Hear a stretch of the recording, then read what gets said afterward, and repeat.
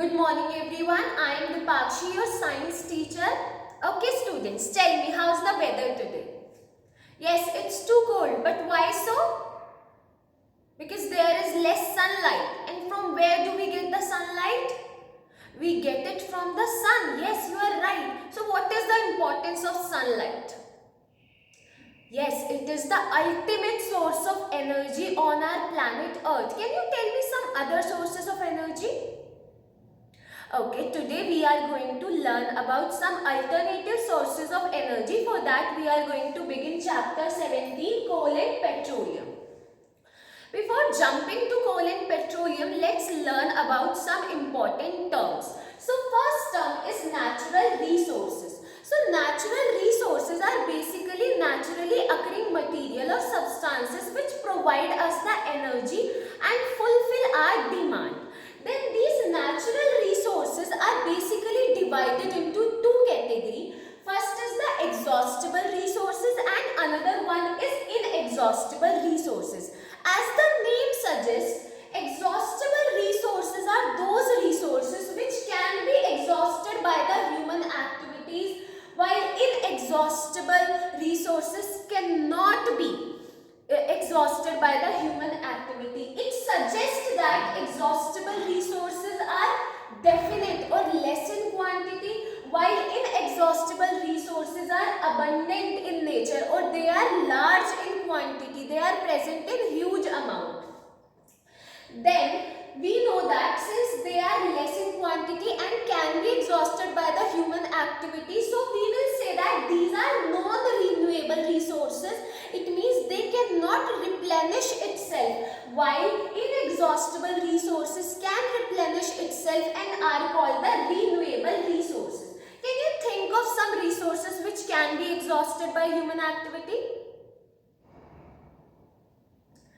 Yes, coal can be exhausted, natural gases can be exhausted, while we cannot exhaust or we cannot completely finish the sunlight. So, solar energy will come into the category of the inexhaustible resources, while natural gases and coal will come into the category of exhaustible resources. Now, there is another important property of exhaustible and inexhaustible resources is that generally when we use the exhaustible resources, there is always a harmful byproduct which may harm our health or the environment. Means along with the energy they give us the harmful byproduct, while inexhaustible resources, when they provide us the energy, they generally do not give us any harmful pollutant or any substance.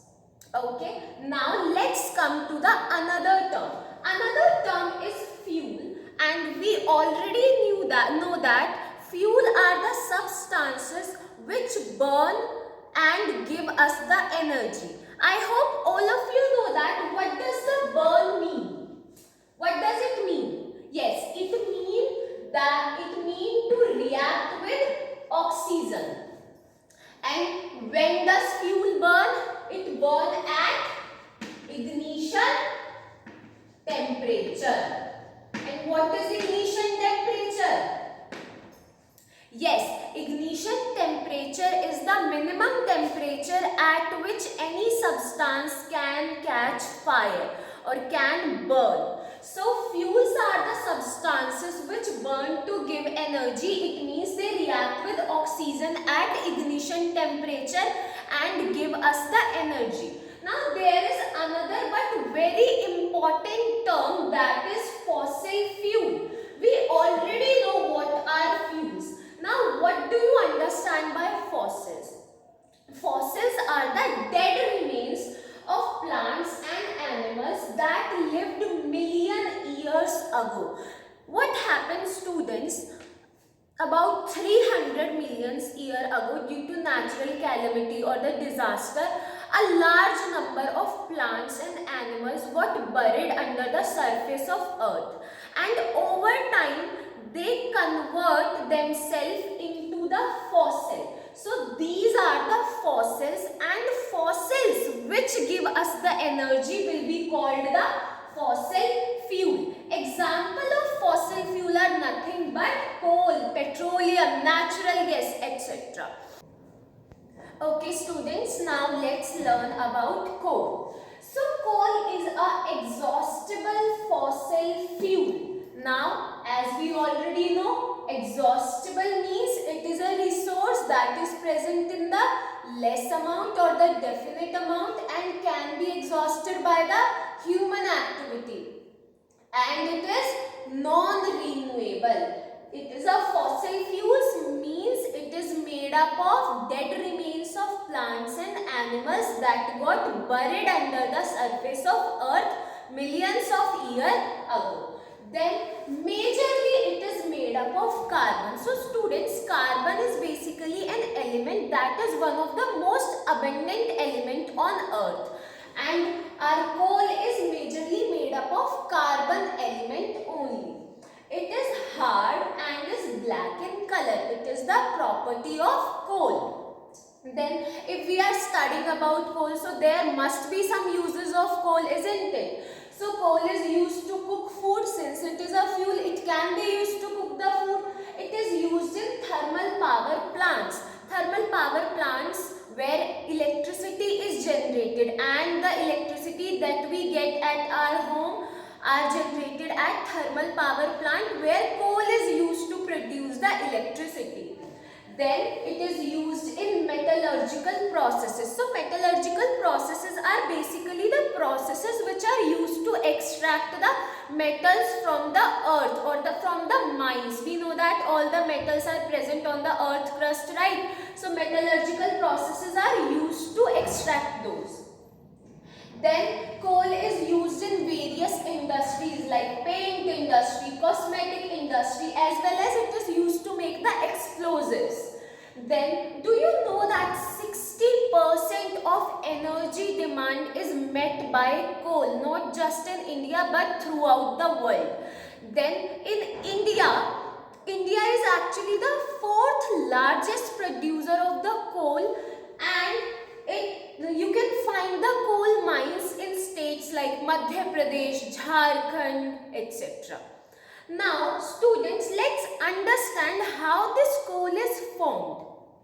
So as I already told you that about 300 million years ago, a large number of plants and animals got buried deep down the earth's surface. So over the time, they were exposed to extreme pressure and temperature because there were the deposited layer of the soil over those remains. So over time they were subjected to extreme temperature and pressure. Due to that, those dead remains, the organic mass of plants and animals, means the buried dead remains, got converted into a thin layer that is called the peat.